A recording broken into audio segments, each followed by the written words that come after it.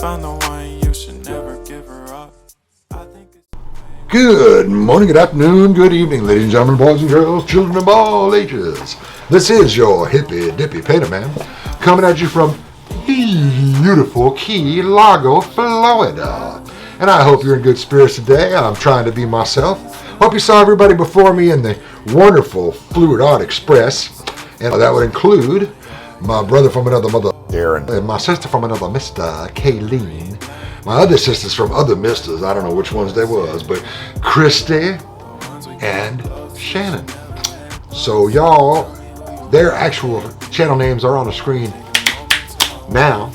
And you go ahead and see them, man, because their work is impeccable and well worth your time. Now, let me tell you the colors I am working with today. We are working with Imperial Jade from Eye Candy, Cherry Blossom from Eye Candy, Periwinkle Purple from Eye Candy, Imperial Gold from Eye Candy, Zafri, which is a lovely blue shade from Eye Candy, and Kakiro Orange from Eye Candy. If you'd like to do something with any of these lovely Eye Candy colors, you should go to my description, because my description will give you a link to get to Eye Candy and a 10% off coupon. You get 10%, you get 10%, you get 10%. Everybody gets 10%. All right, man. As a cell activator, which we're hoping works, we don't know for sure, we're going to try a little Tri-Art Mars Black, and we put in a touch of Arteza Iridescent acrylic paint, which is actually used to be Fancy Black. They changed it. It gives it just a little glittery type thing going there, like a gold glitter type thing. We're not sure if the method I'm about to do will produce us any cells whatsoever, but we're putting this in there just in case, and it's going to be a pour. So if it don't get no cells, guess what? I don't care. Yep, I never have worried about it. The Hippy Dippy does not need cells to make his artwork look good. If I get cells, get gumdrops. If I don't care. Anyway, that's what's in this booger right here. That and this lovely Australian Floetrol. All right, and all the rest of them got those colors, which I'm gonna put up over here as we're speaking. And we're going to do something. Oh, and this is Sherwin-Williams white. It's Titanic white. Is that what they call it? Pure white. Pure white. I'm sorry. Pure white. We're going to move all this while I'm yakking at you. And we are going to do some really weird thing today that hopefully comes out well, because I will probably be messing with it for the next, I don't know, at least 10 years. I'll probably croak after 10, but we will see. We are going to do a pour on this lovely Fender Stratocaster style guitar body. All right, I'm going to take the Hippy Dippy stands, put them there and there to hold them up off there in the beginning anyway, and put that on top of it. Now what I have done is I have gone around the edge, as you can see right here, and taped it up to about a centimeter off of the top. Now I'm going to take the white paint and I'm going to go around all the way around the edge, and hopefully that drips down off of there. And we're going to put a little bit of it in here too to help with flow. I have taped up every exposed orifice here on the guitar top. This is where, for those of y'all that are uninitiated in the guitardom, because people who do this are basically guitards. I'm just saying, that's me. This is where one of the pickups goes. This will be a double pickup, also known in the business as a humbucker. The pickups are what make you so you can hear the sound when you plug it into a guitar amplifier. This right here will have a single coil pickup on it, and I believe this in the bottom is going to have a double humbucker also. Of course, I haven't really decided. I may have single coils all the way through it. Your standard Stratocaster has single coils all the way through. What they call the Super Strats, they have the double coils or the humbuckers in them. And again, for those of y'all that aren't familiar with electronics, okay, when they just have the single coil pickups in guitars, you have a tendency to hear a little sound, a little hum off of them in the background in the amplifier, okay? Well, about 1940 something, I think, I'm not sure, don't quote me on this, somebody invented a way to cure that. And what they did was they took two of those single coil skinny pickups and they put them right next to each other. However, they took one of those and they turned it around the other direction so the poles were in opposite directions. So you got a positive here and a positive there and a negative here and a negative there. And when they did that, they canceled out the electric current and got rid of the hum. So that's why they call them humbuckers, because they buck the hum. Get it? Okay. This area here is where the controls go, the volume and tone. This area here is where the cord plugs in down here, which I have to drill out before I do. And this is the area that the bridge connects to. Okay? So I hope that you can picture that better in your mind now than you could a moment ago. Now what we're going to do, we're going to do a very special, weird old, you know how hippies weird. We're going to do something weird here. We're going to take, and I have taken a small beaker about the size of a wide shot glass, okay? We're going to put that down in this cup in the middle, all right? Then I'm going to pour these colors down in it. And when I pour those colors down in it, they're going to be around it and hopefully not really seeping in very well, at least the ones on the bottom, okay? And then when I get the amount of color I want in it, I'm going to grab this rope and I'm going to jerk that up in between them. And when I do that, those colors, hopefully, now again, this is a hippieism. It may not work at all. But hopefully, those colors are going to go into the center and give us a cool mix. Now, what color to start with? Well, I think we want to start with the gold, because if I want any color to be on top of this in streaks, I want the gold. So, all right, next color we're going to use, just because it'll look super ridiculously cool next to it, we're going to use this purple. I may not be right, but I think that purple originally was a color that was reserved for royalty. It was. And no one could get it unless you were a royal. In England it was. In England. So, you know, that's the way that works.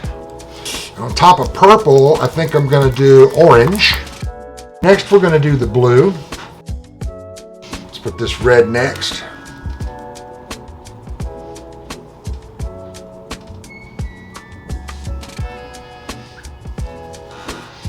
So now we're going to put down the black, and then we're going to put the green, and then we're going to put the gold and start over again.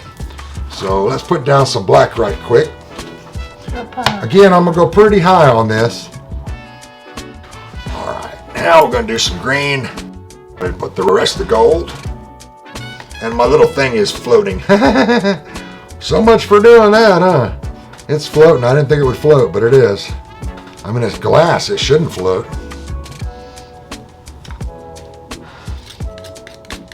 Well, I guess we won't be doing that plunger effect. Not much anyway, because it's floating up. So I just thought it'd be an interesting idea. It not working is par for the hippie course. Next color, purple. Before that started floating, I guarantee you it sat there for through the black anyway. So maybe we have a little something going on there.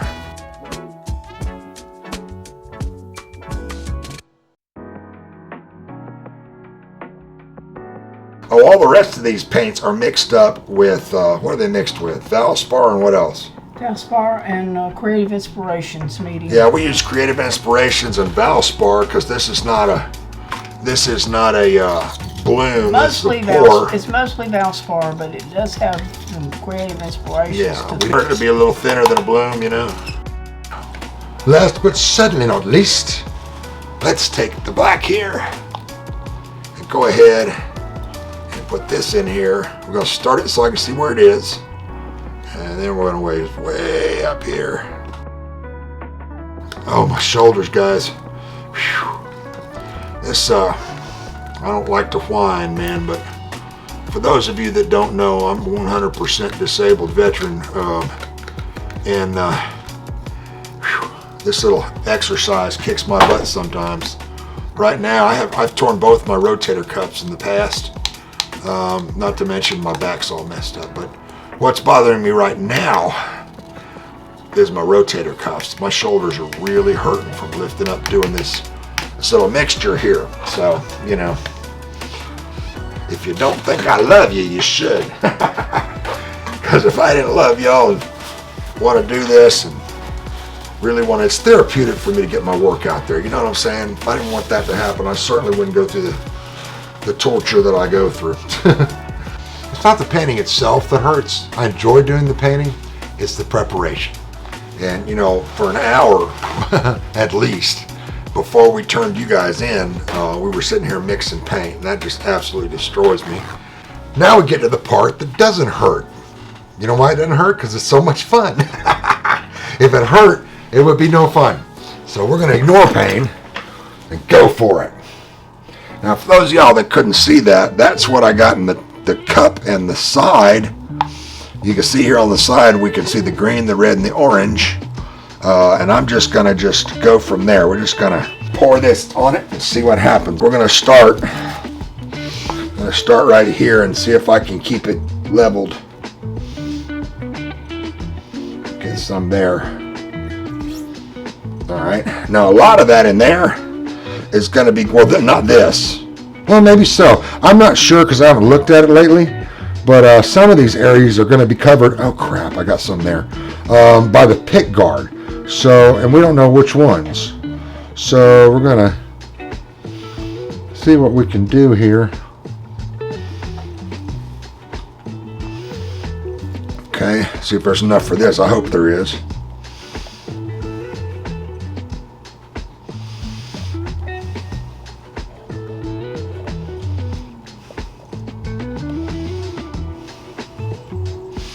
Now when I tilt this way, hopefully a little bit will come out of there.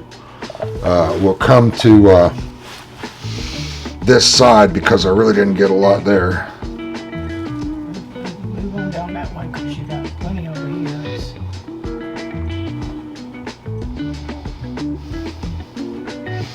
Now I really didn't want to get any of this down in these cavities. I spilled a little bit down there, but I was telling Miss Kathy earlier that if I get, if it gets down in the cavities, I'll just let it dry because it's going to be on the bottom anyway. I'll let that dry and then I'll go in there. I got this set of wood chisels and I'll just go in there and scrape and it'll all come out. So not too worried about it. Looks to me like I'm going to have a cool tealish kind of thing going on up here and some red and orange down here. Gorgeous right there. I'm going to let that sit for just a sec. I'm going to go ahead and take my base. Go around the edges of it, and then I'm going to start tilting. And what I'm hoping, guys, by doing this, just to explain the method to my madness, I'm hoping that after I put this white down the edges, that I'll get drips of this, but I'll mostly have a white edge too, which may or may not occur. You just never know. And that is not squeezing.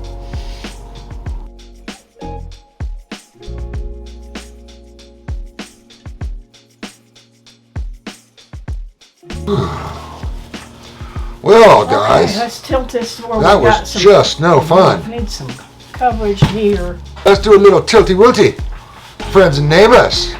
First of all, I'm going to go this way. Okay, whoops. Don't want that to fall. I'm going to go this way first because I want this green and pretty colors to go this way. And then we're going to go over in here.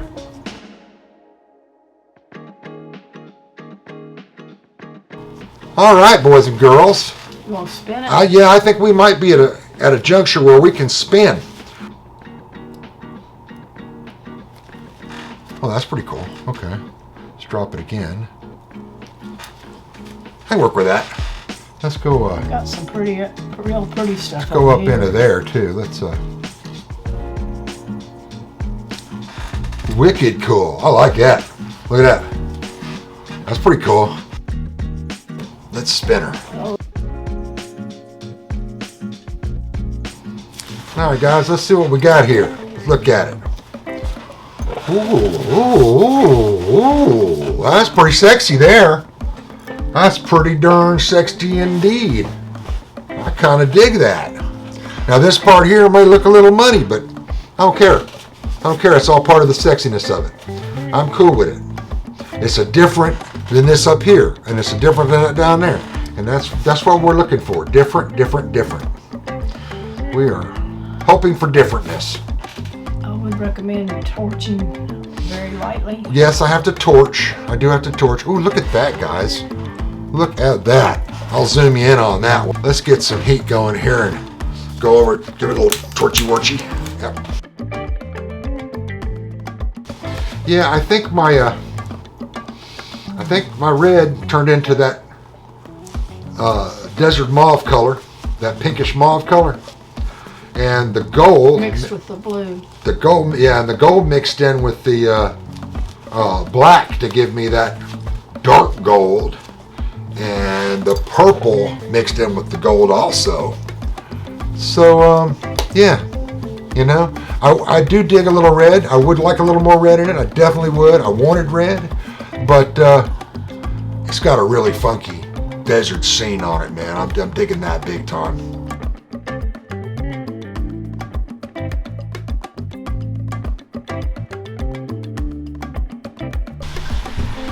All right, guys, here we are for the wet run.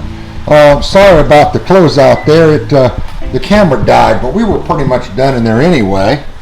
So let's look at a nice wet run, see what it looks like. That portion right there, you see that little line right there?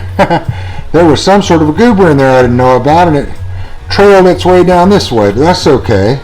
I kind of fixed it and messed with it. Of course, we hit the horns of it on everything, so we went ahead and did some crazy hippie color repair work on that, just for the heck of it. And a little bit on this one, hit that horn too.